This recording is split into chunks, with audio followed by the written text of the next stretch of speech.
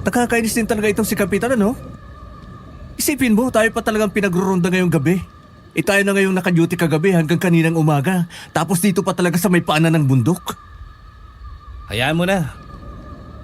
Alam mo namang hindi nakakayanin ng iba nating kasamahan na pumunta rito. Tayo na lang malakas ang tuhod eh. Kahit na. Di sana nagpasama man lang siya ng mga pulis sa atin. Bakit? Natatakot ka ba? Kahit talaga kailan napakaduwag mo. Aba, sinong hindi matatakot? 3 bangkay na nakita dito mula pa noong nakaraang linggo. Kung hindi ka matatakot, abnormal ka. Tsaka, narinig mo ba yung usap-usapan ng mga matatanda dun sa atin? Aswang daw may gawa nun. Chismis lang yun ng mga matatandang walang magawa. Nagpapaniwala ka dun eh. Kaya ka nagiging matatakotin. Paano mo ipapaliwanag yung nakita ni Mang Biboy? Kitang-kita daw niya yung taong nakatalokbong ng itim na kumot. O kurtina ba yun? May hilang-hilang sako na nagtutulo ng dugo. Tapos ano, kinabukasan, nakita yung tsak-tsak na... Hay! Ano yun? Oh, parang may bumagsak. Tara, tingnan natin. Fred, yan na yata yun. Tingnan mo, nakaitim at may hilang-hilang sako na duguan. Huwag ka maingay. Baka kung... Nakatingin na siya rito. Yan na yung hinahanap natin, Julio. Tara na, huliin na natin. Ano? Napabaliw ka na ba? Ikaw na lang. Aswang yan. Hala, Fred. Ayun na siya. Naglalakad na papalapit dito. Tara na! Uy, sandali. Huwag mo akong hilahin. Ay! Ah!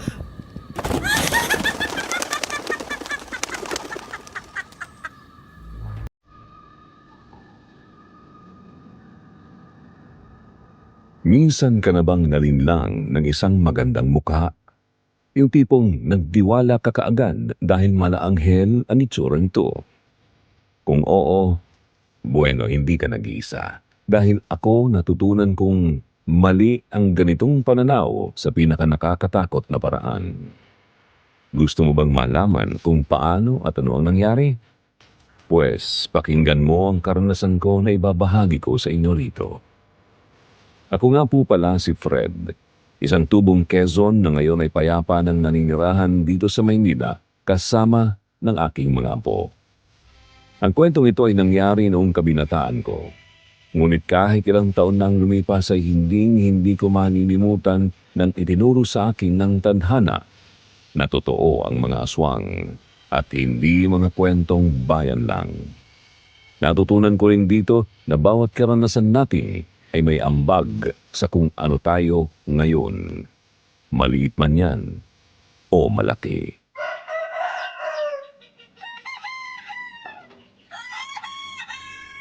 Ano bang nangyari sa inyong dalawa? Bakit puro sugat kayo?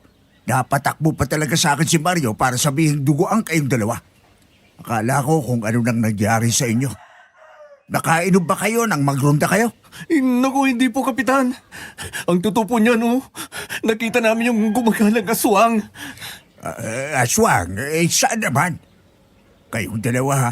Pinagrurunda ko kayo para mahanap yung suspect sa patayan. Ano itong aswang-aswang? Totoo po yung sinasabi ni Julio, Kapitan. Tigilan niya ninyo akong dalawa. Ikaw, Fred, kung hindi ko lang matalik na kaibigan ng tatay mo hindi kita tatanggaping tanod puro kakalukuhan. Makinig po muna kayo. At saka, anong kinalaman ng tatay ko rito? Oh, sige na. Ano ba talagang nangyari? Kitang-kita po ng dalawang mga mata namin. Kitang-kita namin yung tao na balot ng itim na tela na parang mahabang balabal. Tapos, hila-hila po niya yung sako na balot ng dugo. Tapos po, nung nag-ingay na tong si Julio, napatingin siya sa amin. Pulang-pula po yung mga mata nun. Kulubot yung muka at nagtataasan yung parang malaalambre niyang buhok. O tapos ano pa? Sa takot po namin, tumakbo kami. Pababaho doon, di ba? Ayun, hindi namin napansin at nagpagulong-gulong kami sa bangin. Ikaw lang yung natakot. Kung hindi mo sana ako hinila, edi sana nahuli natin yun. At hindi tayo nagpagulong-gulong. Ay, nako, sige na. Gamutin na ninyo ang sugat ninyo at umuwi na kayo. Kap, naniniwala naman po kayo sa amin, hindi ba? Siyempre naman hindi. Kapitan naman, totoo ang sinasabi namin. Manahimik ka. Huh? Pupunta namin yung lugar na yon pagsikat ng araw. At kayong dalawa, magpahinga na kayo. Ikaw, Fred, hinahanap ka na ng nanay mo. Narinig kasi niya si Mario kanina. Nag-aalala. Kaya pagkatapos ninyong maglinis ng mga sugat ninyo ay umuwi na kayo. Bumalik na lang kayo ng hapon. Sige po. Pero Kapitan, galugarin po ninyo yung lugar. Baka katulad po ito nung nakaraan na may natagpo ang chap-chap na katawan dun sa kakawyan. Sige na, kami na ang bahala. Pero kapag wala kaming napala doon, parurusahan ko kayong dalawa. Ha? Kapitan naman! Sige na,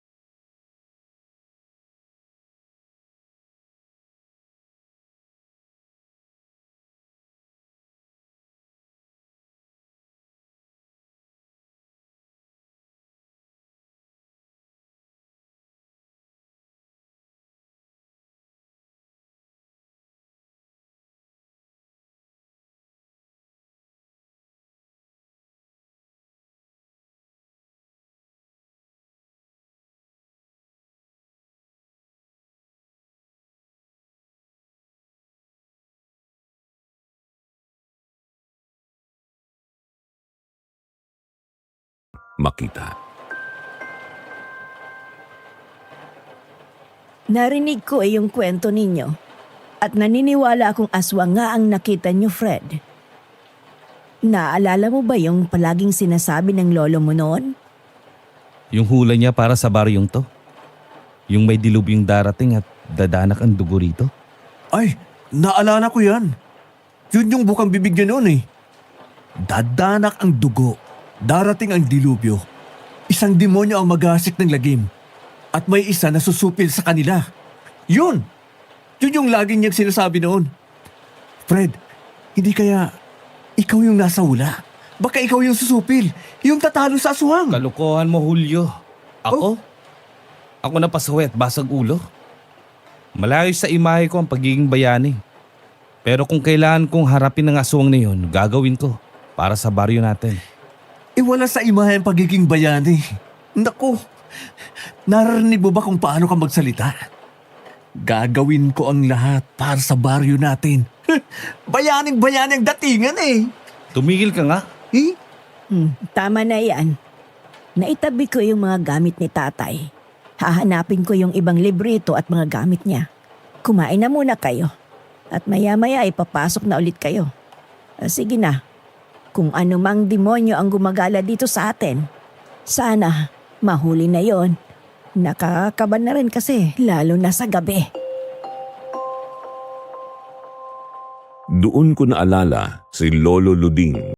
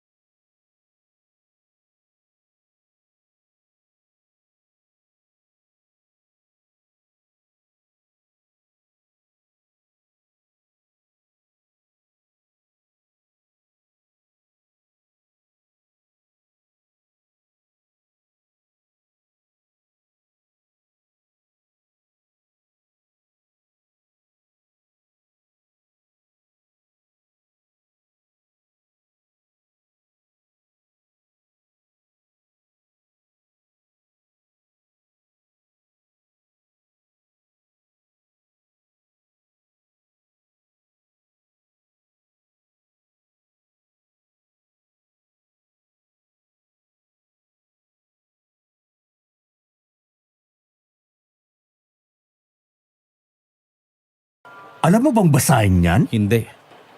Pero ang alam ko, tuwing 3:00 ng madaling araw to binabasa ni Lolo nun. Nakita ko siya nun eh. Sandali.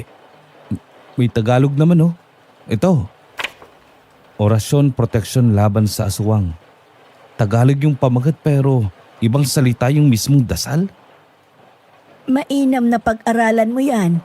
Sigurado ako, magagamit natin ang libretong yan. Kung buhay lang sana ang tatay mo. Baka may ideya siya kung paano ginagamit iyan. Huy! Tingnan niyo to. May isa pang librito oh. Patingin eh. Oh, Listahan to ng mga dasal na narito sa itim na librito. Nakasulat dito kung para saan ang isang dasal at kung anong oras lang dapat dasalin yun. At may paalala na huwag gagamitin ang librito kung hindi kailangan. anong oras daw? 3:00. 3:00 ng madaling araw. Ay, may tao. Ha? Sino naman kaya yan? Ang lakas pa ng ulan ah. Tao po! Tao po! Hindi ko rin mabusisan. Sandali nga, titingnan ko.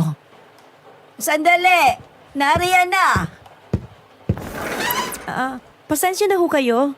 Sana ay hindi ako nakakaabala. Napakalakas po kasi ng ulan. Pwede po bang makisilong? Sige, pumasok kayo. Ano ba kasing ginagawa niyo sa gitna ng ulan na ito? Hala at basang-basa talaga kayo. Pasok. Salamat po. Pasensya na po kayo. Eto nga po pala si Maria. Nakakabata ko pong kapatid. Sige na. Tumuloy na muna kayo, Fred. Kumuha ka nga muna ng tuwalya. 2. Tapos Ulyo, initin mo yung kaninang kape. May mga bisita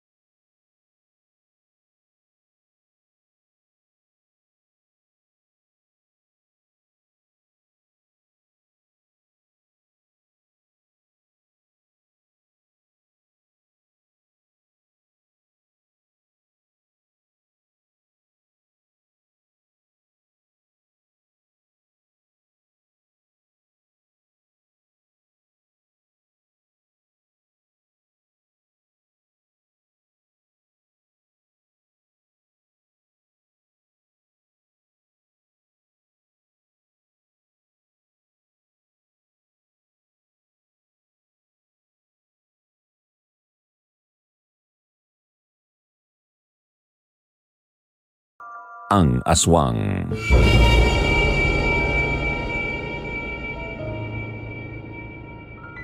Sige! Lapit! Fred! Maswerte ka pang lalaki ka, ha? Pero may oras ka rin sa akin. Hindi ako papayag na mapigilan mo ang mga plano ko. Mapapasa akin din ang puso mo! At ikaw, pakialamerong babae, humanda ka rin! Sandali! Bumalik ka rito! Tama na, wala na siya. Fred! Diyos ko, naabutan na namin kayo. At ikaw naman, Maria, huwag kang biglang nawawala. Pasensya na. Ang bagal mo kasi. Mabagal? Asa na yung aswang? Fred, ano na? Nawala siya sa dilim. Hindi ko na naamoy yung mabahong amoy. Baka malayo na siya. Aswang nga talaga? Oo, aswang talaga. Pero bago tayo magkwentuhan dito, tulungan muna natin si Manlito. Manglito? Manglito, gising! Grabe na pagduro ko ng sugat niya. Sa may tagiliran. Kailangan na natin siyang madala sa ospital. Tara, buhatin na natin siya. Ikaw naman, Maria, sumunod ka. Sa opisina ng kapitan tayo diretso.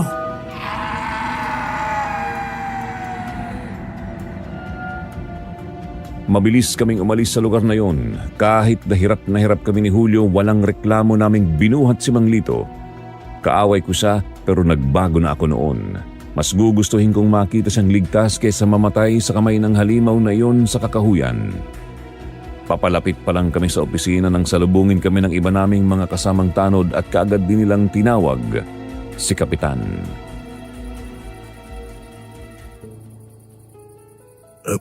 Diyos ko, anong nangyari sa inyo? Fred, anong nangyari kay Lito? Mahabang kwento, Kapitan.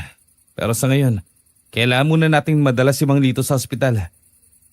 Tama ka, mukhang masama talaga ang tama niya. Julio, pumasok ka sa loob at sabihan mo ang mga pulis na meron tayong sugatan. Bilis! Opo. Itong babae, sino ito? Sasabihin ko po lahat na nangyari dun sa loob. Hintayin na lang natin na madala si Manglito sa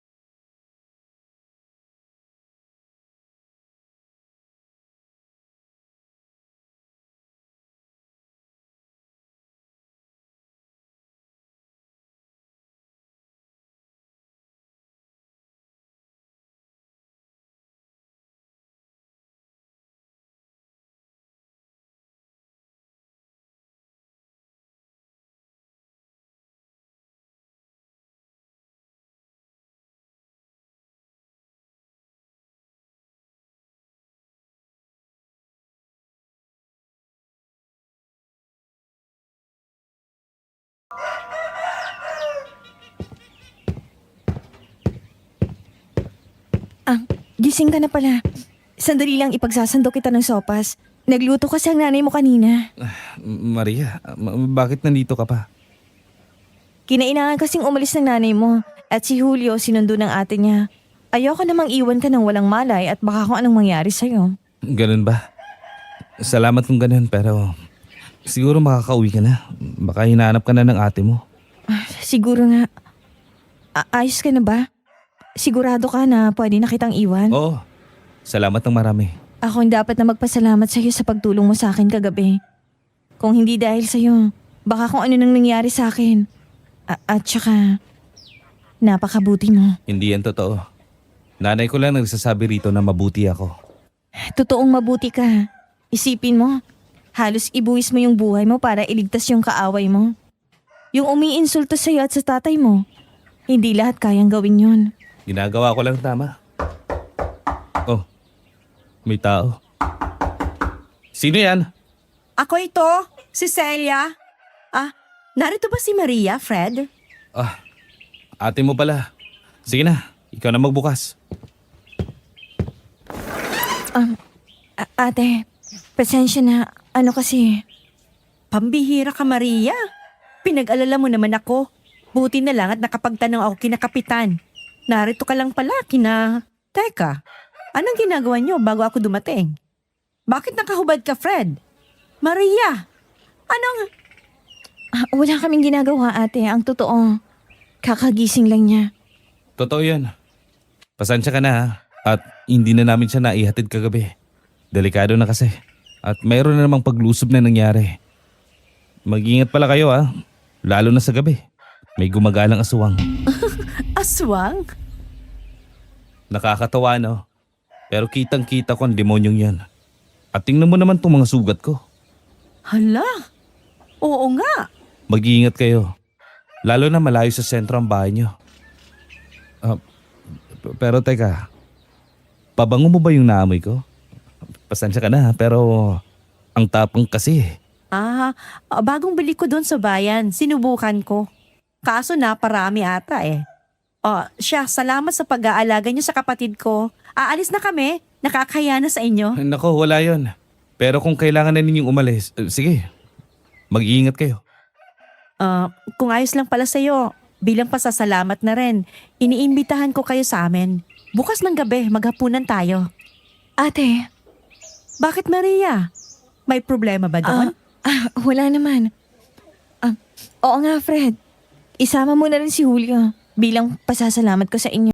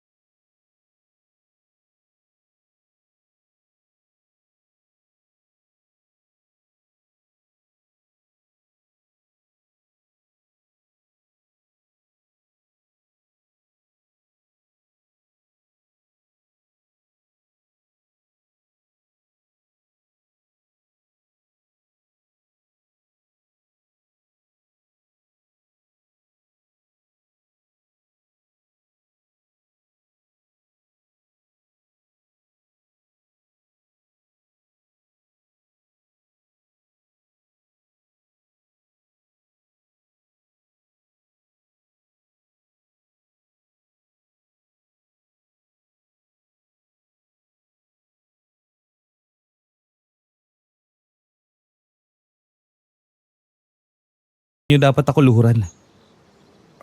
Ang totoo, Fred, narito ako dahil hindi naniniwala ang mga pulis sa akin. Kapatid ko ang isa sa kasama ko kagabi, si Tonyo. At napatay siya ng halimaw na yon. Fred, sabihin mo sa akin, totoo ang halimaw, hindi ba? Nakita mo rin, hindi ba? Hindi ko yung guni-guni. Tama? Uminaan po kayo. Totoo po ang lahat ng nakita nyo. Totoong halimaw na yun. Ikinalulungkot po namin ang pagkawala ni Mang Tonyo. Salamat. Isa pa. Isa pang dahilan kung bakit ako narito ay para gumanti. Fred, hanapin natin ang demonyong yon. Ipaghihiganti natin ang kapatid ko. Tama si Lito Fred. Sama ako dyan. Mang Felipe. Wala akong mapapala kung aasal nga ako kina kapitan at sa mga pulis. Kailangan kong makita ang hayop na yon, Fred. Nakita mo na siya, di ba? Nakaharap mo na. Kaya alam kong hindi mo babaliwalain ang nararamdaman ko. Naiintindihan ko naman po. At yan din naman ang gusto ko mangyari. Pero hindi natin alam kung saan hahanapin ang demonyong yun. Alam ko. Pero kung may malaman ka o kung may plano ka, huwag mo akong kalimutang sabihin, Fred. Hindi ako titigil hanggat hindi ko nakikita at napapatay ang pumatay at nagpahirap sa anak ko. Ako rin. Kung pwede lang na ako ang magdala sa impaktong yon pabalik ng impyerno, gagawin ko. Sige ho. Pero sa ngayon, maging abala tayo sa pagprotekta sa mga tao dito sa baryo. Huwag na nating hayaang buong barangay pang maapektuhan nito. Huwag na sana nating hayaan na may mabiktima pa siyang muli. Sasama nga kami sa mga roronda mamaya. Hanapin namin ang demonyo. Teka. Ayos na ho ba yung paan nyo? Medyo namamagapi. Pero kaya naman. Nakarating nga ako rito. At yung sugat sa tagiliran. Hindi naman ganun kasama. Ang totoo, meron na akong hinala.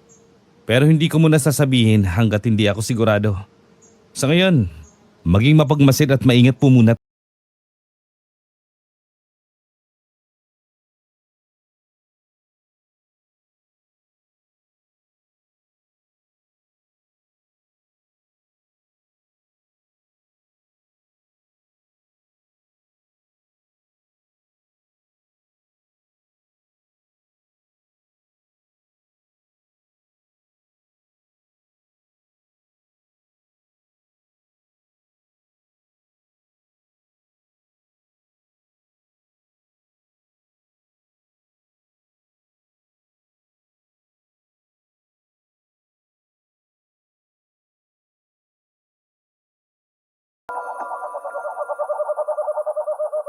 Hayaan mo na, Nay. Bukas hanapin na lang po ulit natin. Magpahinga na po kayo. 11:00 na rin, no? Dito na po muna ako sa kwarto. Sige. Etong itak, ilagay mo na dyan sa kwarto para sigurado. Mahirap na atuso ang mga aswang. Sumigaw ka lang kapag kailangan mo ng tulong, ha? Sige po. Pero kayo rin, ha? Kung may maramdaman kayong kakaiba, magsabi po kayo kaagad. Ay, makapagpapahinga na rin.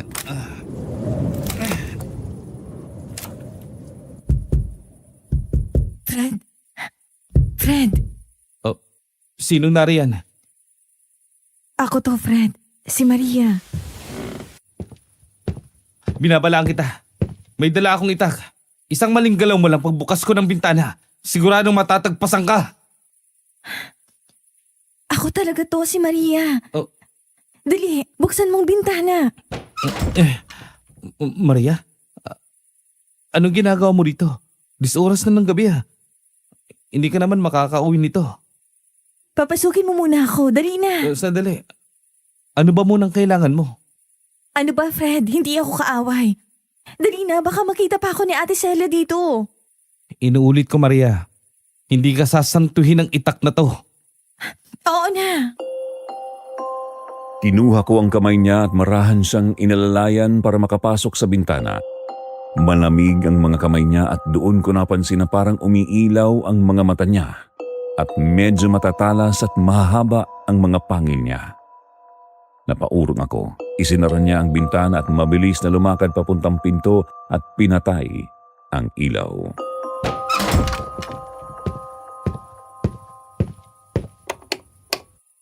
Anong kailangan mo? Sino ka ba talaga? Hindi ka normal na tao.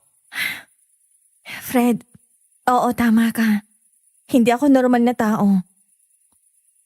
Fred, aswang ako. Ano? Huwag mong sabihin. Ikaw yung... Hindi. Imposibleng ako yun. Maria, kung niloloko mo lang ako, ito ang tamang oras para sabihin mong biro lang lahat ng ito.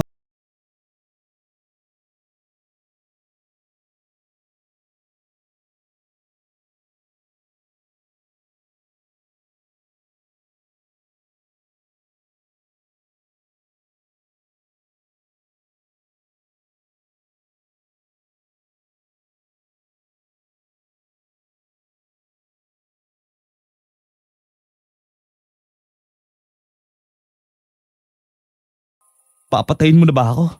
Huminahon ka. Hindi ko gagawin yon. Mahinahon ako. Sabi mo eh. Pero makinig ka. Narito ako para ibalik sa'yo to. Ang librito? Paano mo nakuha to? Noong umuulan, nung nagpunta kami rito, kinuha ko yan dahil sinabi ni ate. Cecilia? Aswang din ba siya? Oo. At Fred, ayoko mang sabihin ito sa'yo pero... ang ate ko ang pumapatay ng mga tao. Oh. Siyang nakita niyo sa kakawian. At siyang nakalaban mo kagabi. Sinasabi ko na nga ba? At may kakaiba sa inyong dalawa. Sige. Kung gayon, sabihin mo sa akin. Paano niyo nalaman na may ganito kaming librito? At anong halaga nito? Ang totoo, hindi namin alam na merong ganyan dito. At si ate ang unang nakaramdam na meron kang hindi pangkaraniwang kakayahan. Naisip niya na habang hindi mo patuluyang nakikitang potensyal mo ay uunahan ka na niya. Hindi pang karaniwang kakayahan? Oo, maaaring hindi mo pa alam.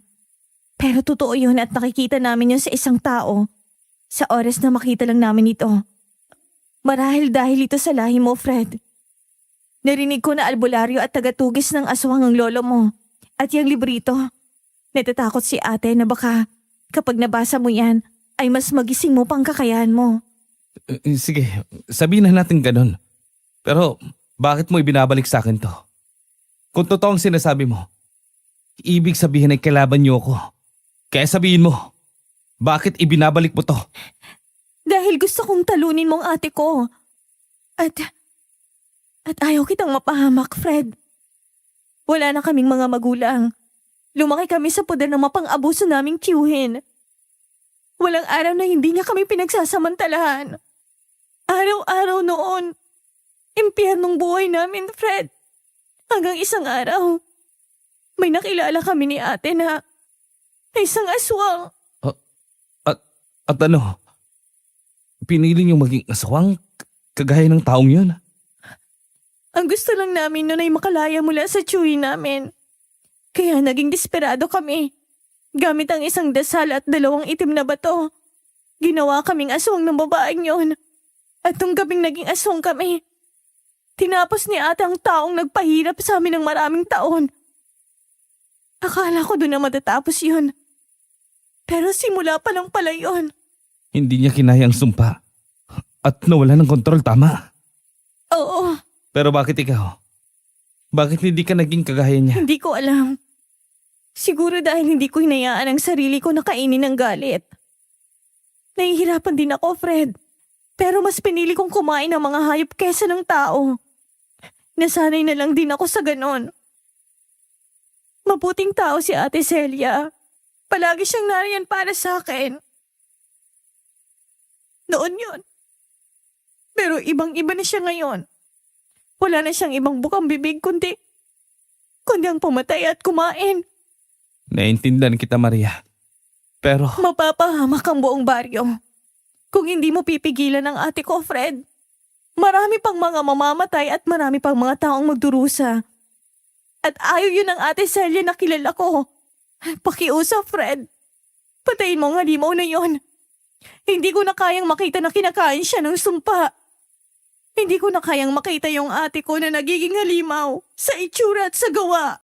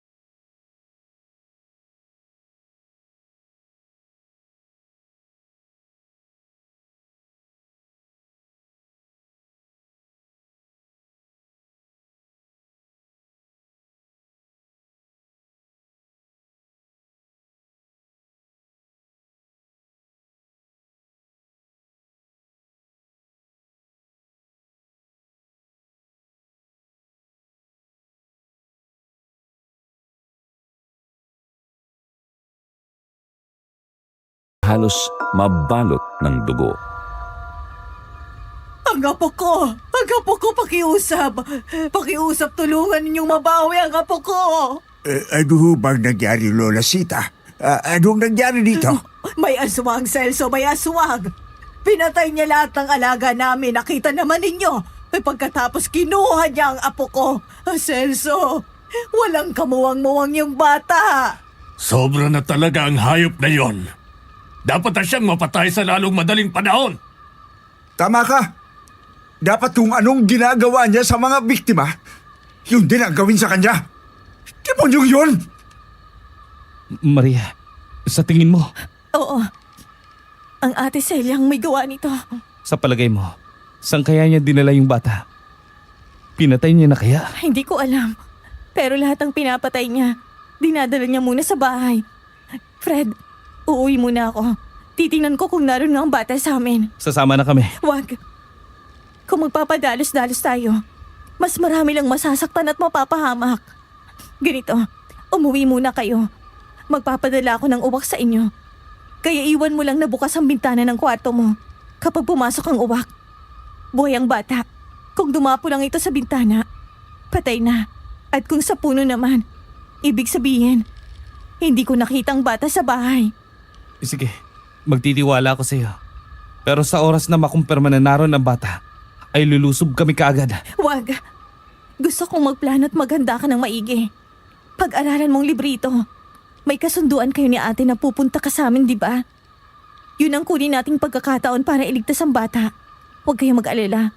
Gagawin kong lahat para protektahan ng batang yun kung buhay man siya. Fred, maaaring ito ng huling tsansa natin na malabanan at mapatay si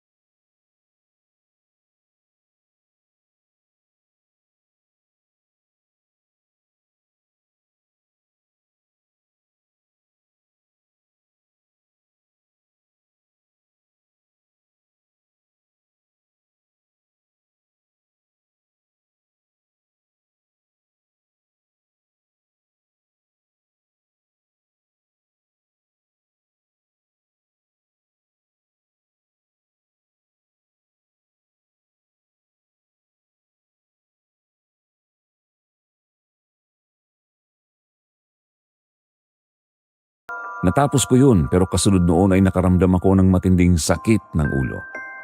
Nahilo ako at pagkatapos ay bumagsak ako sa sahig. At hindi ko na alam ang sumunod na nangyari. Fred! Fred, gumising ka na. Tanghali na. Ulyo, Oh, ano bang nangyari? magtatanghalian na, pambira ka. Ano ba nangyari sa'yo? Sumama yung pakiramdam ko kagabi. Pero ayos na ako. Teka, ako lang ba? O parang kuminis ang balat mo? Tigilan mo nga ako. O ano? Nasabi mo na kina Mang Lito at Mang Felipe yung plano? Oo, ang totoo niyan ay narito na sila. Bilisan mo na at naghihintay sila sa sala. Oh, ayan na pala si Fred. Fred, asikasuhin mo muna itong mga bisita. Doon na muna ako sa kusina at maghahanda ng pananghalian natin. Sige po. Fred, sinabi na sa amin ni Julio ang plano. Narito kami para siguraduhin yon. Tama si Lito. At saka, sigurado ka ba na hindi na ito dapat malaman ni Kapitan? Sigurado na ako. Malamang pinaliwanag na sa inyo ni Julio kung bakit. Kung malaking grupo ang pupunta, madaling maalarma ang kalaban natin. Paano kung mali ka? At hindi ang dalagang yun ang aswang? Aakuin ko po ang lahat. Hindi. Hindi ako papayag. Ang gagawin mong ito ay isang malaking kabayanihan para sa ating baryo. Ngunit napakadelikado rin. At ngayon pa lang nagpapasalamat na ako. Ano man ang mangyari, kasama mo ako, Fred. Kung sa bagay, ang totoo niyan hindi ko akalain na magkakaganito tayong dalawa, Fred. Mula sa pagiging mortal na magkaaway. Naging eto na tayo. Nakakatuwa talaga ang tadhana. Salamat po sa inyo. Pero may isa lang po akong pakiusap sa inyo. Hanggat hindi kami humingi ng saklolo, huwag ho kayong papasok. Naintindihan namin.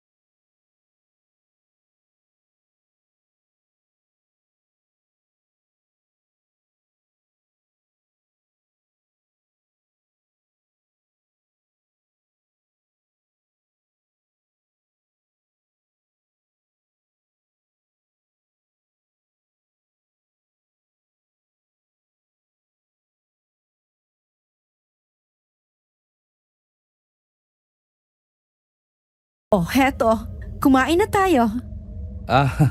Nagdala rin pala kami ng ulam. Julio, Ah? ilabas mo nga yung adobo. Ay, eto oh. Adobong puno ng bawang. Espesyal to. Gawa ni Tia. Ano ba yan? Ang baho! Ha? Hindi naman Bagong luto to.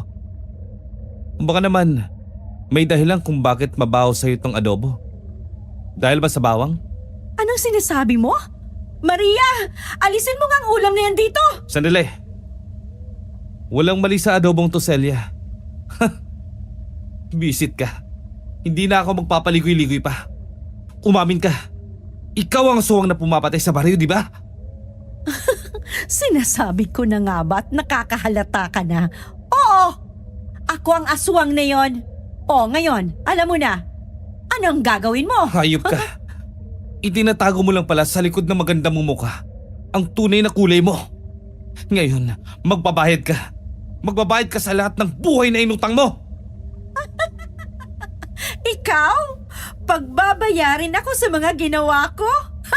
Hindi ko akalaing magaling ka palang magpatawa. Ang totoo, gusto kitang gawing asawa, Fred.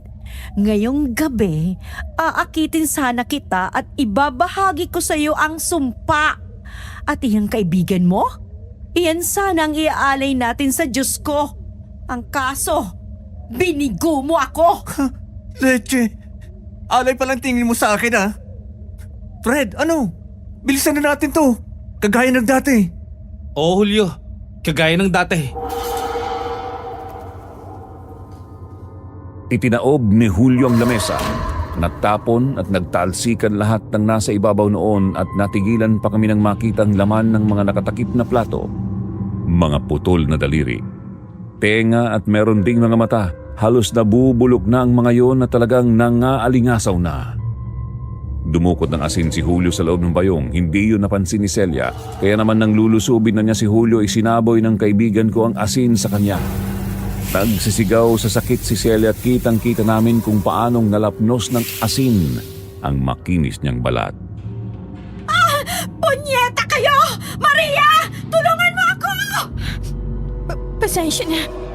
Patawad, ate. Pero hindi kita tutulungan. Anong sinasabi mo? Hindi na ikaw ang ate ko. Hindi na ikaw ang ate Celia ko. Maria! Tulungan mo ako! O isasama kita sa dalawang ito! Patawad, ate. Pero hindi ako tutulong. Punyeta ka! Galit na lumusob si Celia kay Maria. Hindi ko nakita kung paano pero biglang naging kulubot ang balat niya at humaba ang buhok. Ganoon din ang kanyang mga kuko.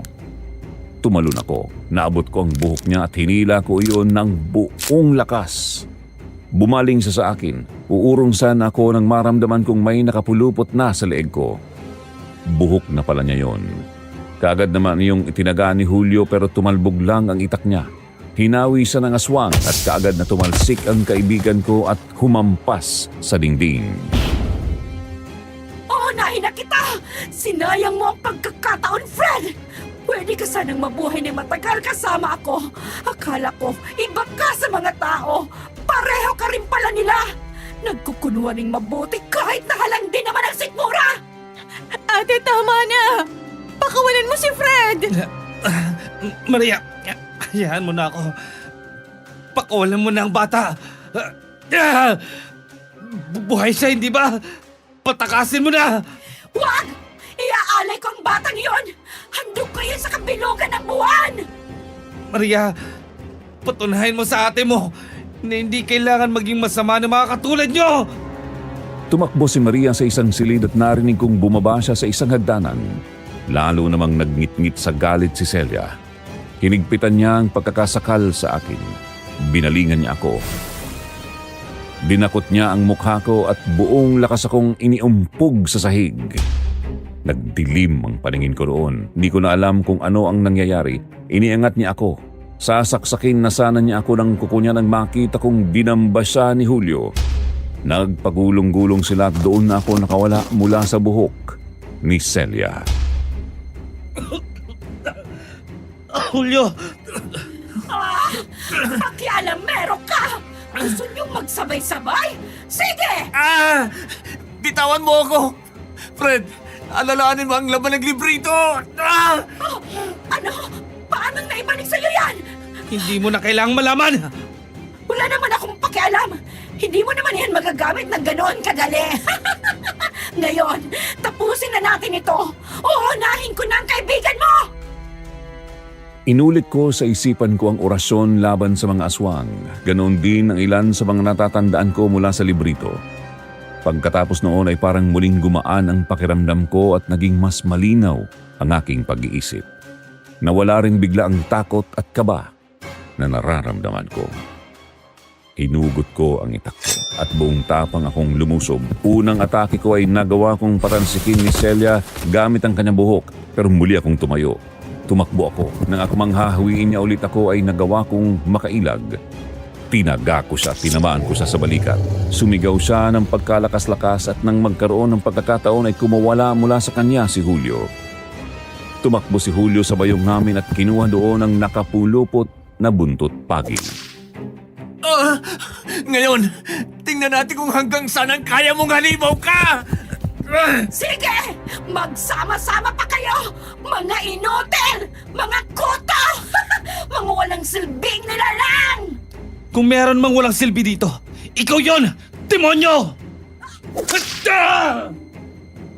Sa pool ng buntot pagi ni Julio ang halimaw sa pisngi. Nahagip din niya ang mata nito kaya talagang napilipit sa sakit ang halimaw. Pero hindi pa rin ito tumigil. Gamit ang mahaba at matigas nitong buhok ay sinubukan niya kaming tusukin sa mata. Mabutin lang at nakailag kami. Matigas ang buhok niya pero kayang-kaya yun ng itak ni Lolo. Nagawa kong makalapit pero bago ko siya maatake ay nagulat na lang ako nang makitang bumagsak si Julio. Julio! Fred, wag mo na akong alalahanin! Ano huwag alalahanin? Patingin nga. Oh, Julio, ang tiyan mo. Patawad.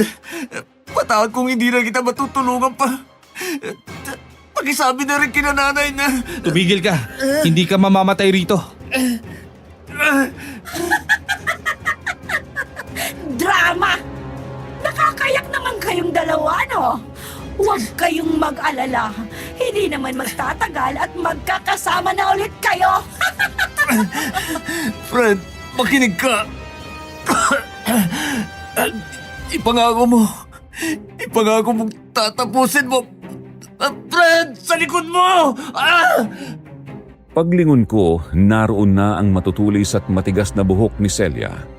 Tatamaan na ako noon nang biglang tumigil yun at nanlaki ang mga mata ko ng isang mahabang kawayan ang tumusok sa tiyan ng aswang. Kaagad kong binuhat si Julio at inilayo doon. Mang Felipe! Ang tagal ninyong humingi ng saklolo. Mabuti na lang at bumaba yung isang dalagang may balat sa mukha. Kaya nga, malakpatan ninyong suluhin ang aswang na ito.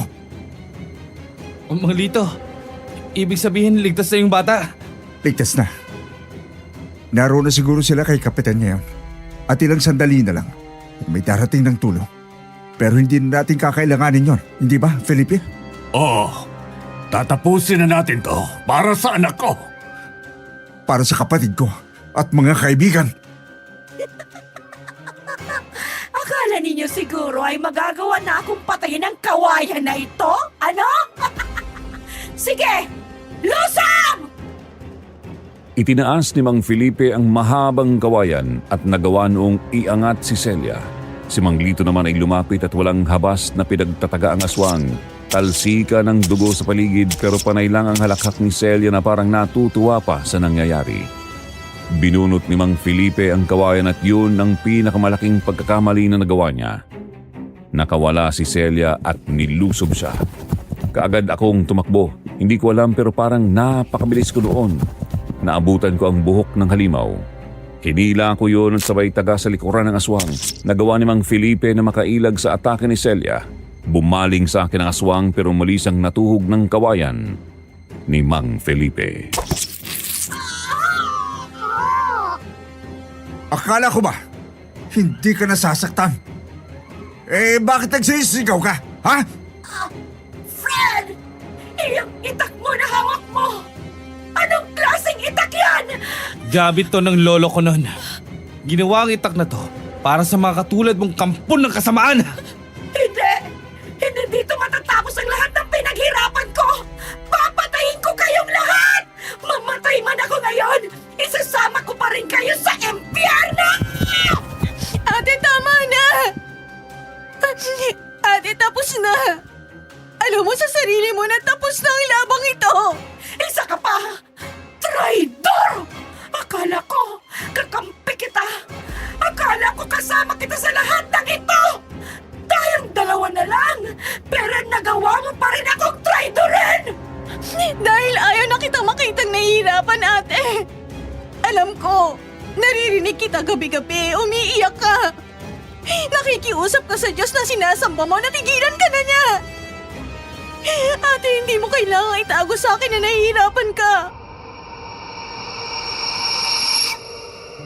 Kung totoong kakampi ang tingin mo sa akin, hindi mo itatago yon. Dahil ayaw ko ring mahirapan ka! Di baling ako na lang! Yun na nga eh! Tapos ngayon ano? Kinain ka na ng kadiliman! Hindi ikaw ang ate ko! Hindi na ikaw ang mapagmahal kong ate! Akala ko, mauuto ka ng pag-arte ko. Matagal nang wala ang ate mo. Kinain na siya ng galit na siya rin pumatay sa kanya. Magpasalamat ka pa nga dapat at hindi kita pinatay. Sagabal ka sa lahat ng mga plano ko. At ngayon, dinala mo pa ako sa ganitong sitwasyon. Salamat! Salamat at umamin ka!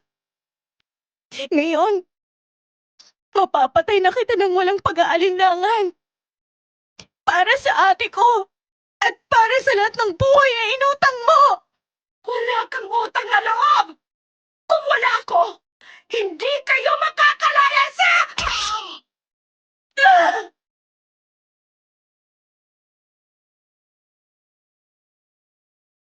Sa isang iglap, napunta si Maria sa tabi ng ate niya. Hindi ko nakita kung paano nangyari yun at kahit hanggang ngayon na isinusulat ko ito, hindi ko iyon maipaliwanag. Tumirik bigla ang mga mata ni Celia at bumula ang bibig. Ni hindi na namin napansin ni Mang Lito at Mang Felipe na bali na pala ang leeg ng halimaw. Bumagsak ito dahilan para bitawan na rin ni Mang Felipe ang kawayan. Ate, matatahimik ka na. Maria, Salamat sa iyo, Fred. Salamat po sa inyo at sa lahat ng tulong ninyo. Patawad na rin po kung nasaktan kayo ng ate ko. O napatay niya ang ilan sa mga mahal niyo sa buhay. Teka, yung ginawa mo kanina, huwag mong sabihin, Aswang ka rin ano? Opo, ano? Kung gayon, dapat kahing... huminaw po kayo Malito. Nakita naman ninyo, di ba? Tinulungan niya tayo at isa pa. Ilang beses na rin niya akong tinulungan laban sa atin niya. Isa siyang mabuting aswang. Pero... sige. Pagbibigyan kita. Maria, tama. opo. Pero sa oras na maging kagaya ka ng ate mo, ako mismo ang papatay sa iyo. Naiintindihan ko po. Si Julio nga pala. Julio! Julio! Medyo hindi magandang tama niya. Fred, baka hindi siya umabot. Hindi. Hindi yun maaari. Hindi ko hayaan na mamatay si Julio. May alam akong paraan. Ano?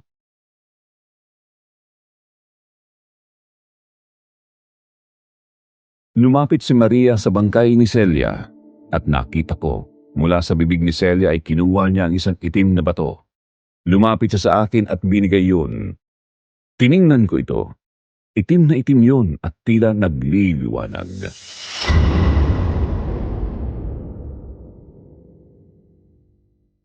Kung ibibigay mo yan kay Julio, ay magiging aswang siya at mabubuhay.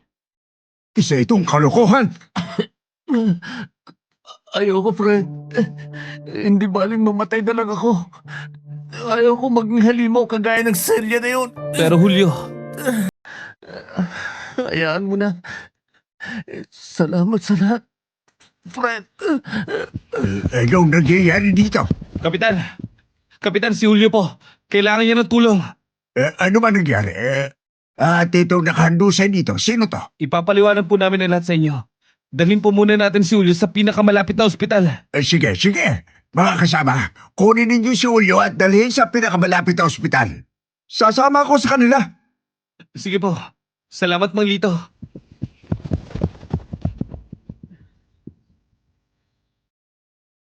Kinuha ng ibang mga tanod si Julio at kaagad na dinala sa pinakamalapit na pagamutan.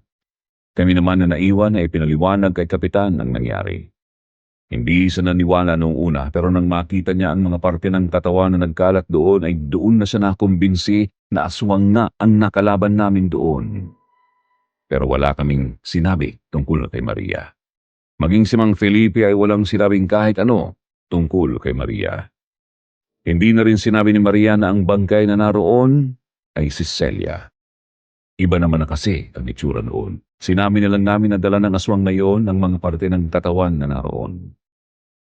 Hindi naman na nang usisa pa si Kapitan at kasunod noon, nilinis na namin ang lugar at ang bangkay sa halip na dalhin sa mga pulis, ipinag-utos ni Kapitan na ilibing na lang.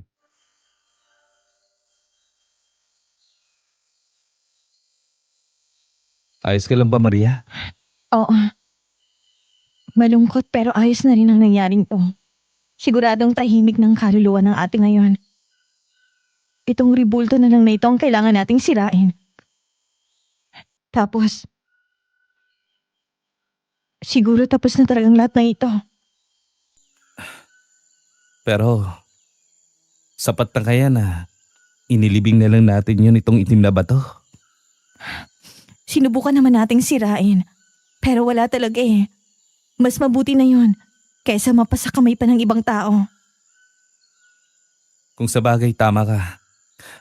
Tara, sirain na natin to. Tapos umuwi na tayo. Umuwi. Etong bahay ko.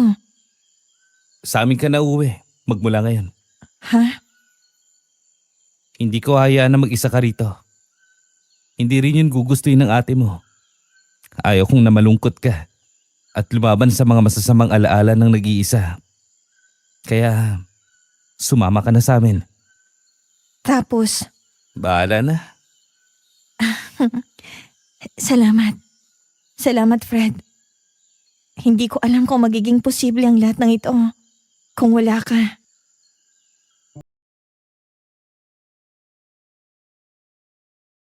Pinagtataga namin ni Maria ang ribulto ng isang nakatayong kambing sa kwarto ng ate niya. Pinagpira-piraso namin yon hanggang sa madurog ng husto at pagkatapos ay lumabas na kami ng bahay na yon. Habang naglalakad, nagulat kami dahil sinalubong kami ng ilan sa mga kabaryo namin. Fred! Maria! Ay salamat sa pagligtas ninyo sa apo ko. Mila, magpasalamat ka sa kanila. Maraming salamat po sa inyo. Lalo na po sa iyo, ate. Maraming salamat po. Wala yun. Basta, ipangako mo na magiging mabuti kang bata. Huwag mong bigyan ng sakit ng ulong lola mo, ha? Opo. Naging kilala si Maria sa baryo namin. Matalungin kasi siya at malapit sa mga bata. Tinanggap din naman siya ni nanay ng maluwag dahil bukod sa masipag, talagang maaasahan siya sa bahay.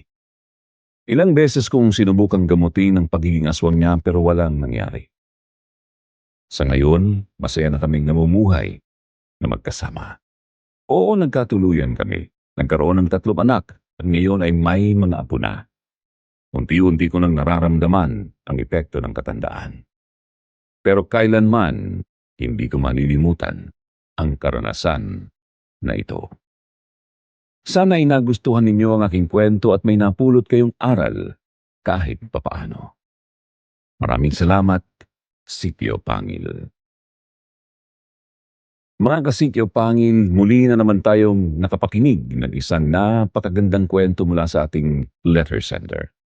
Hindi lang po ito basta kwento ng katatakutan at aswang, kundi kwento tungkol sa mga pinagdaraanan ng mga tao at nagiging epekto nito sa kanila. Natutuhan din natin na sa kwentong ito na hindi lahat ng magaganda ay mga anghel. Tandaan na kung minsan nagkukubli ang mga demonyo sa likod ng magagandang mga bagay. Maraming salamat sa inyong pakikinig. Sana mag-like, comment at subscribe na kayo sa aming channel para magtuloy-tuloy pa ang ating kwentuhan tungkol sa mga aswang dito sa Sitio Pangil.